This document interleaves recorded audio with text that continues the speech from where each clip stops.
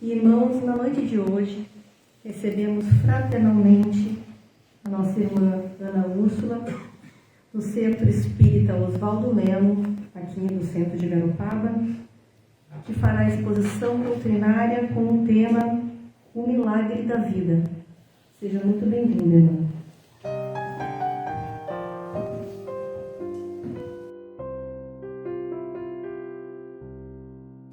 Nossa saudação muito fraterna a todos os queridos irmãos encarnados, desencarnados, com quem temos a alegria e a subida honra de nos encontrarmos para os comentários e as reflexões da noite.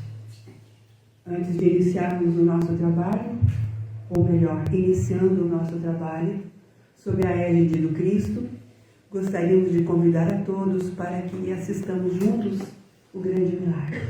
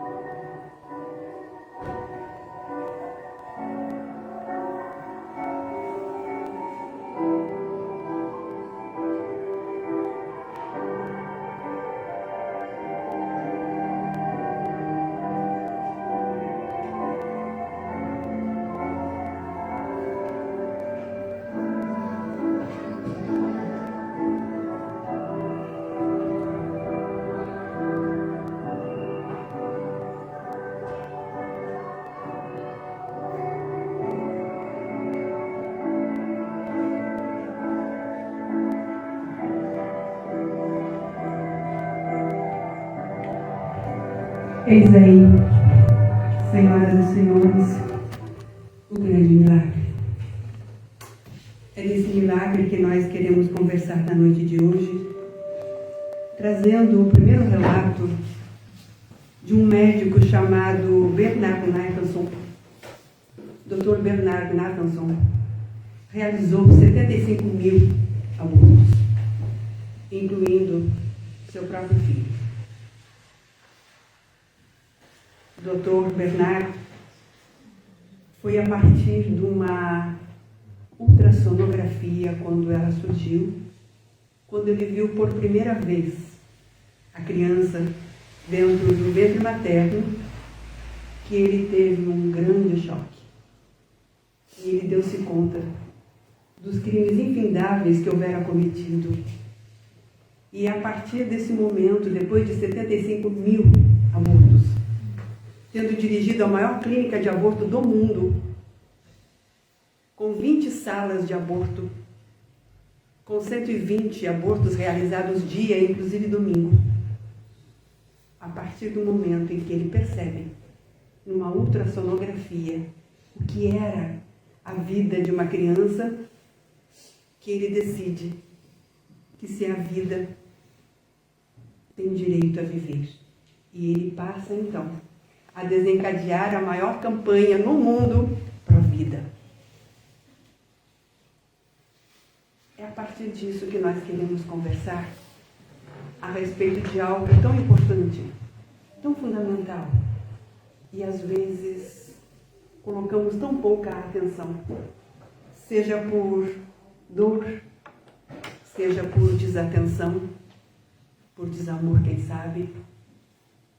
Não colocamos a nossa atenção nesse tema, que segundo a Madre Teresa de Calcutá, é a maior causa de violência do mundo. Maior que as guerras. Maior que as guerras, segundo ela.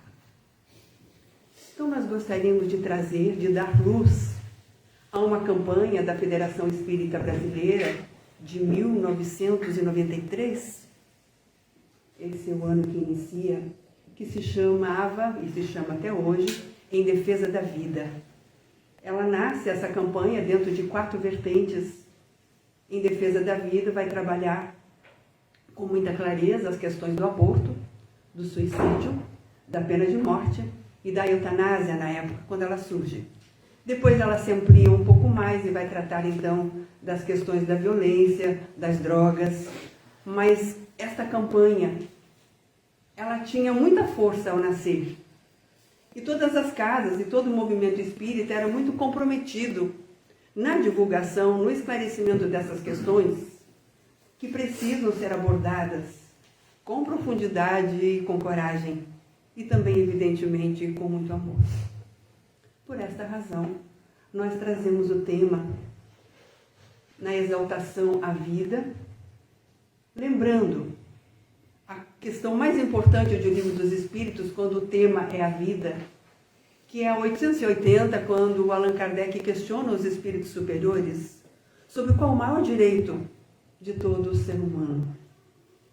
E a resposta diz que é o direito à vida. O direito mais soberano de qualquer indivíduo é o direito de viver. E complementa a resposta dizendo que, por essa razão, ninguém, absolutamente ninguém, está investido do direito de interferir no processo da vida, seja qual seja a forma em que ela se manifeste.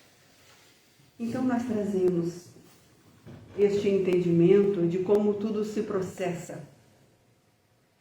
E nós vamos, então, ao primeiro instante, ao primeiro momento em que a vida vai ter início.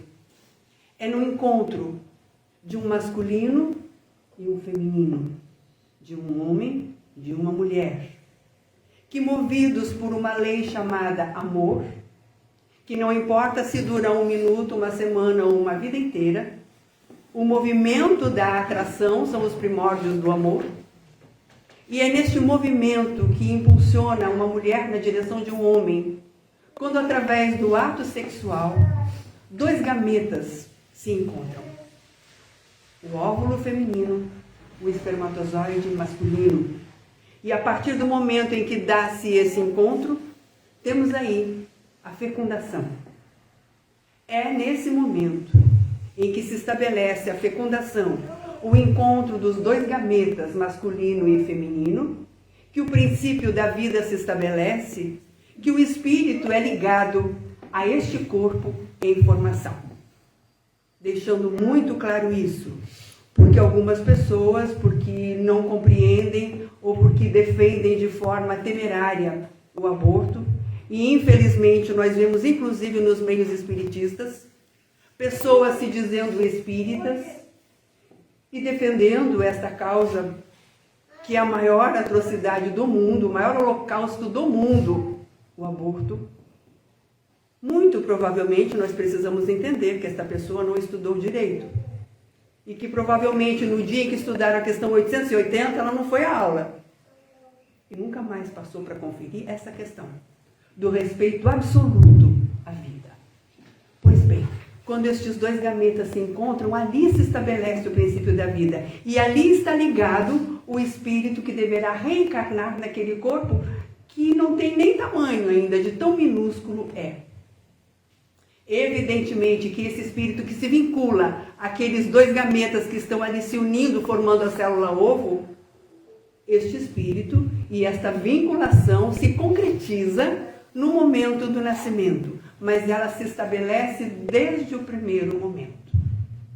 Importa dizer que para que a fecundação se estabeleça e um espírito reencarne a partir daquele encontro de dois gametas, largo trabalho foi desenvolvido na espiritualidade.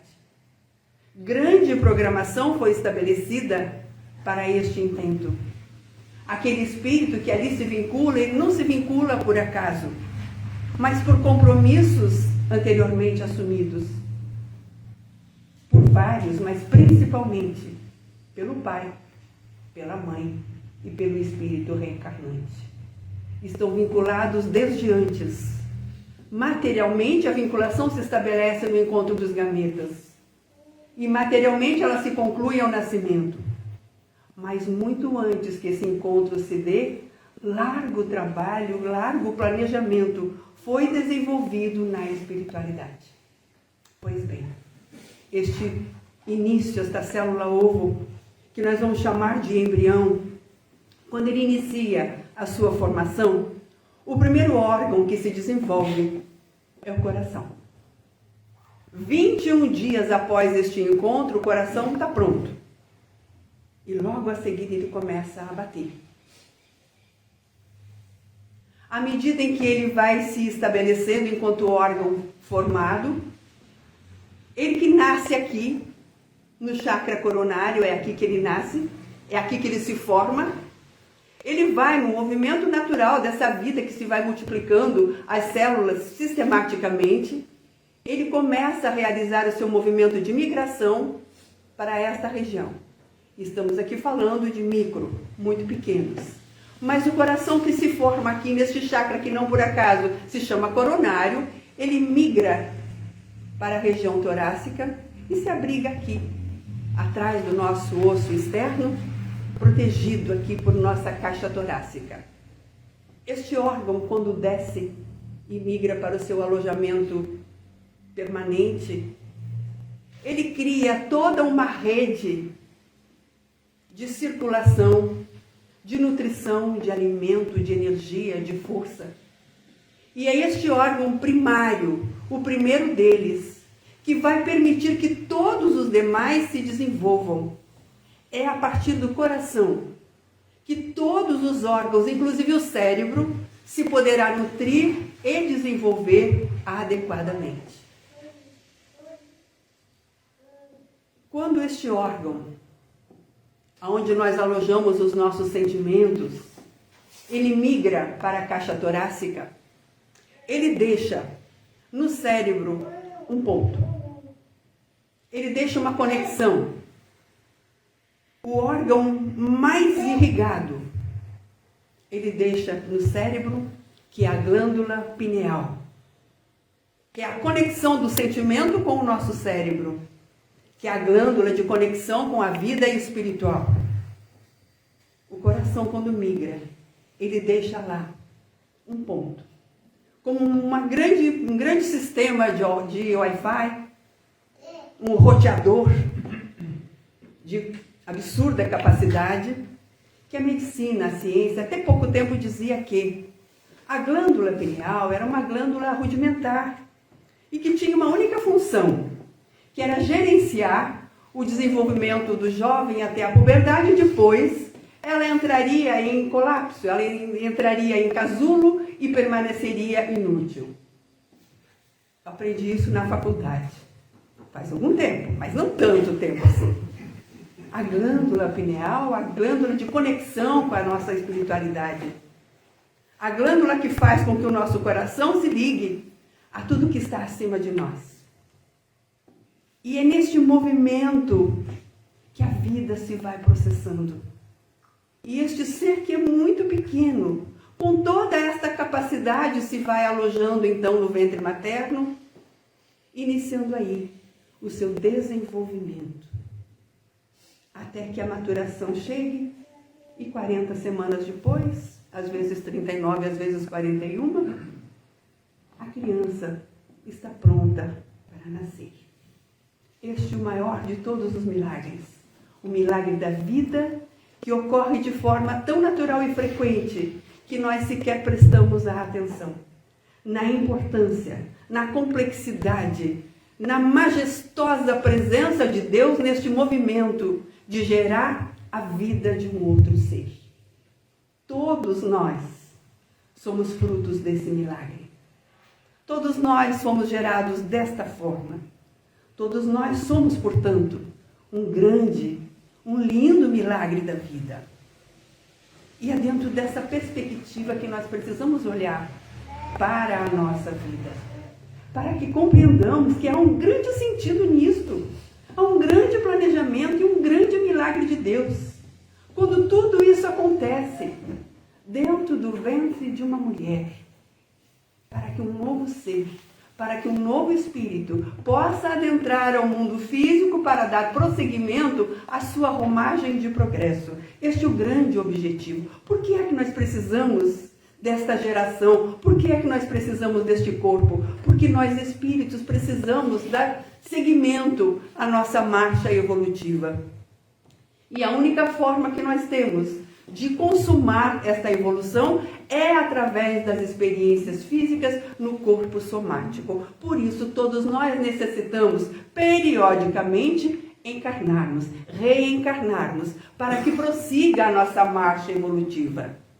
Então, meus queridos, é muito importante que a gente olhe para esse milagre que somos, para que a gente valorize cada instante em que este milagre permanece, para que a gente entenda que há um grande sentido para que isso se dê, que existem grandes objetivos para que aqui estejamos. Nenhum de nós é fruto do acaso, todos nós somos frutos do amor, que, como dissemos, não importa se esse amor durou um dia, um mês, um ano ou uma vida inteira. O que importa é que a partir desse encontro, uma vida foi gerada. Um milagre acontece. E este milagre vai poder dar prosseguimento à sua jornada, resgatando as suas dívidas, os seus comprometimentos, o que é muito natural, mas também amealhando valores, luzes, para que ao retornar para a vida espiritual, ele tenha levado consigo muito mais do que quando aqui chegou. A nossa vida, que começa numa inspiração, ela termina numa exalação, numa expiração. E desde o primeiro movimento de inspirar até o último de expirar, toda uma vida acontece. Cada um de nós começa assim. Todos nós terminamos assim. E o que é importante não é o que acontece nesse momento que chegamos, nem quando partimos. É tudo o que decorre durante o período em que aqui estamos. O que mesmo que fazemos com tudo isso? Que valor é que nós damos a tudo isso? E em tempos de vida tão complexa, de tamanhas dificuldades, onde temos tantos temores, é muito importante que nós compreendamos o alto significado da vida de cada um de nós. E assim como nossa vida tem alto significado, todas as vidas importam e todas têm alto significado, sem absolutamente nenhuma exceção. Isso faz com que a gente tenha um olhar de humanidade, de igualdade, de irmandade para com todos, compreendendo que cada um está no melhor lugar que consegue estar. Aquilo que nós somos é o melhor que nós conseguimos ser. Aquilo que nós apresentamos para o mundo é o que melhor temos para apresentar. E estamos todos neste movimento, porque a vida é de fato um movimento constante, permanente. Nenhum de nós permanece estanque. Nenhum dia é igual ao outro. Não estamos iguais no dia seguinte. É mudança e é movimento o tempo inteiro. A vida é absolutamente dinâmica. Ela não para. Quando ela para, não é mais vida, é morte. Assim nós trazemos para essa noite estas reflexões da importância deste órgão primeiro, este órgão primário, o primeiro que se aloja. Porque nós vivemos uma época de muita reflexão, de muita cerebração, de muita vontade de compreender tudo. Mas o que nós não deveremos esquecer é que entre o nosso pensar e o nosso sentir há uma conexão profunda e perfeita. Que todo este lastro dos sentimentos que está no nosso coração é o que constrói o nosso cérebro. Nosso cérebro é feito do mesmo material que é feito o nosso coração. E hoje já se sabe, né? Que existem células neurais no coração, no intestino. Então, tudo está no todo. Tudo está no todo. Esta é uma afirmação que vai nos valer para o resto das nossas encarnações. Tudo está no todo. Inclusive nós. Então, nós gostaríamos de trazer esta compreensão e este alertamento para que entendamos a importância das nossas vidas. Nós começamos aqui no nascimento falando na importância de se exaltar, esta possibilidade, que este milagre da vida, mas é necessário também que nós coloquemos a nossa atenção, enquanto espíritas, em um outro movimento que também acontece nos seres humanos, que é o oposto ao movimento ecológico e natural do viver, que é o desejo de não viver, que muitos desenvolvem dentro de si. Evidentemente que isto vem de uma profunda desconexão com este sentido, com este entendimento, com esta compreensão da vida. Por esta razão, e quase sempre eu o faço, é importante dizer que o Espiritismo, pelas ideias que propaga, pela fé que desenvolve, ele é o maior antídoto no mundo da loucura e do suicídio. Porque ele permite uma compreensão e o desenvolvimento de uma fé até então não pensada. Então nós temos na nossa mão os maiores recursos, os mais potentes, os mais capazes de salvar vidas, tanto no suicídio quanto no impedimento dos abortos. É importante divulguemos este conhecimento, este entendimento da vida. E é importante que o façamos não apenas cerebralmente, mas afetivamente, emocionalmente, que nos comprometamos com este papel que é o nosso, de divulgarmos a doutrina, porque essa é a maior caridade que se possa fazer. É a sua divulgação, é levar até as pessoas este entendimento, esta compreensão. Então, nós gostaríamos de trazer algumas afirmações de alguém que tem o nosso absoluto respeito, que é a nossa querida Madre Teresa de Calcutá, e ela vai falar sobre essas questões. Mas como hoje o nosso tema é este grande milagre, ela diz assim: um país que aceita o aborto não está a ensinar os seus cidadãos a amar, mas a usar a violência para obterem o que querem. Por isso, que o maior destruidor do amor e da paz no mundo é o aborto. Não somente se mata a vida, mas nos colocamos mais altos que Deus quando realizamos um aborto. São os homens decidindo quem deve viver e quem deve morrer. Temos medo das epidemias, temos medo da AIDS, mas não temos medo. Não nos assusta matar crianças. O aborto, diz ela, é pior do que a fome e é pior do que a guerra. Um país que permite o aborto é um país profundamente pobre.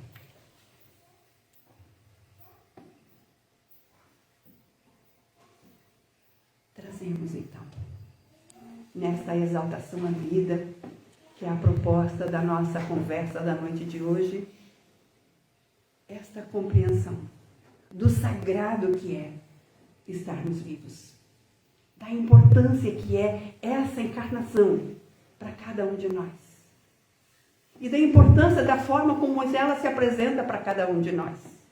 E que nós somos estes seres, sim, necessitados das experiências, mas que nas nossas experiências todos somos feitos da mesma matéria e todos somos feitos da mesma essência. E que há dentro de nós luz, muita luz. Mas existe ainda dentro de nós algumas sombras, às vezes não raras, nem poucas. É natural que num mundo de provas e expiações como este que todos nós vivemos, aonde ainda há predomínio do egoísmo, do orgulho, aonde compreendemos de forma muito equivocada, às vezes, este sentido real da nossa humanidade, da nossa irmandade, é natural que a dor ainda aconteça. E a dor é sempre o resultado de alguma sombra. Então nós somos estes seres, criados da luz de Deus. No dizer da benfeitora espiritual Joana de Ângeles, somos lucigênitos. Mas lucigênitos, que precisamos aprender a acender toda essa luz, que ainda não tem permissão por nós de que isso aconteça. Então, meus queridos, ainda existe em nós um lado nosso que é sombra, e é por essa razão que nós precisamos reencarnar, para que essa luz possa finalmente invadir esta sombra que ainda carregamos, que é a consequência natural da nossa imperfeição. As nossas sombras, as nossas imperfeições, os nossos defeitos, como às vezes chamamos, não é o quarto escuro dentro de nós, onde nós escondemos o nosso mal. Não. A nossa sombra é dentro de nós apenas um lugar onde Deus ainda não habita, mas que precisa habitar. E não há nenhuma cobrança exagerada de que sejamos aquilo que nós ainda não podemos ser. Então temos que desenvolver em nós, por nós e pelos outros, esta compreensão e esta aceitação de que somos todos o melhor que podemos ser. Mas se aquilo que nós podemos ser ainda não é o ideal, é aquilo que é possível. E quando nós acolhemos a nossa incapacidade de sermos assim tão bons quanto nós gostaríamos, quando nós olhamos para nós e concordamos que de fato ainda temos sombra, e que é natural que as tenhamos, pois este é um mundo de pessoas que portam as suas sombras, quando nós dizemos sim para isso e projetamos a luz dessa compreensão e dessa aceitação dentro de nós, nós estamos no caminho de realizarmos de fato a nossa iluminação interna. Nós vivemos grandes dores no mundo e uma das dores vem disto, né? Dessa incapacidade de nós nos conectarmos com isso, com a nossa essência, com aquilo que somos de verdade. Nós sentimos, às vezes, grande necessidade de parecer algo que ainda nem somos. E isso nos desconcerta e nos desconforta, porque é muito ruim a gente precisar fazer este movimento de estar além do que aquilo que realmente podemos estar. Então, que a gente desenvolva este amor pela vida, este amor por nós, do jeito que nós somos, exatamente como somos, com a compreensão de que não somos verdade, aquilo que nós gostaríamos, nem aquilo que deveríamos ainda, mas que também já não somos aquilo que éramos. Já existe mais luz em nós do que quando nós aportamos aqui na nossa encarnação. Já estamos muito melhores que há 100 anos atrás. E isso é que é importante que nós olhemos e que nós saibamos, para que a nossa caminhada se dê de forma positiva, de forma construtiva, de uma forma esperançada, sabendo que realmente os dias são difíceis, porque muitas das pessoas estão desconectadas da sua própria essência. Não compreendem qual o sentido de estar, qual o sentido da vida. Não se esclareceram a respeito. E é aí que nós dizemos que a doutrina espírita tem um grande papel no mundo hoje, e não por acaso ela foi trazida há 160 anos atrás, porque é um momento em que as pessoas necessitarão absurdamente de uma compreensão maior. E nós precisamos estar abertos, dispostos a levar esta compreensão a quem quer que necessite. Então permanece o convite para nós, para que olhemos para nós como grandes milagres todos os dias. E para que a gente lembre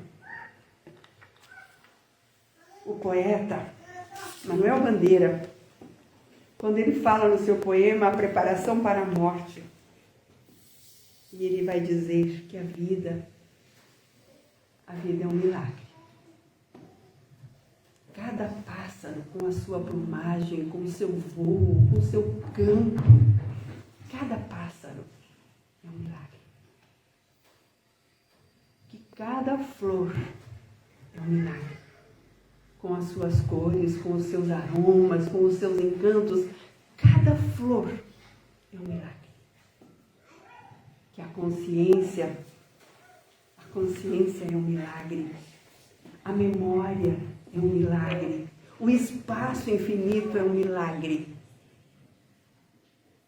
O nascimento, a geração de um ser, tudo em nossa vida é um grande milagre. Portanto, meus queridos, que a gente possa acordar todos os dias com este sentimento. Mais um dia para eu viver o meu milagre. Que eu possa me repletar de esperança e colocar tudo o que posso a serviço da vida. Porque é quando eu me coloco neste movimento a serviço da vida, é que de fato eu me encontro o grande sentido de aqui estar. Manuel Bandeira não finaliza assim o seu poema. Ele vai dizer que a morte é o fim de todos os milagres. Eu não me importo de dizer ao poeta, e tenho certeza que ele vai compreender, que aqui ele comete um pequeno equívoco, porque a morte é a continuação de todos os milagres. Porque quando nós desencarnamos, nós retornamos para a nossa pátria espiritual, nós aportamos ao nosso lugar de origem, nós voltamos para casa. Então a morte é este lugar onde a vida física que cumpriu o seu papel se extingue e todos nós retornamos para a nossa natureza, para a nossa essência, que é a essência espiritual. Feito este encantamento da beleza da morte, é necessário dizer que tudo de fato se dá desta forma quando o processo se extingue por causas naturais. Tudo isso que dizemos do lindo milagre e das maravilhas de voltar para casa após o cumprimento do nosso tempo no milagre da vida, quando a morte é provocada, quando ela é buscada, ela contraria todo este processo de naturalidade. O suicídio não tem nenhuma ecologia, nada nele é natural. É uma afronta e é um crime. E como nós entendemos, todo movimento que afronta a vida, que é contrário à vida, ele é contrário a Deus. E por esta razão nós precisamos sempre dizer que a morte é voltar para casa. Mas quando nós cumprimos com o nosso processo, com começo, meio e fim. E que quando nós concordamos que Deus nos conduza da forma como é necessário que sejamos conduzidos e não da forma como desejaríamos ser conduzidos pela vida. Por esta razão, queridos irmãos, um agradecimento profundo a esta doutrina, a doutrina dos Espíritos, que das dores nos consola, que das quedas nos levanta, que nos dá a mão segura e firme para que enfrentemos a nossa caminhada com coragem, com esperança e com alegria todos os dias da nossa linda vida. Que ela seja de fato milagre para todos nós em todos os dias. Muito obrigada, que Deus nos abençoe.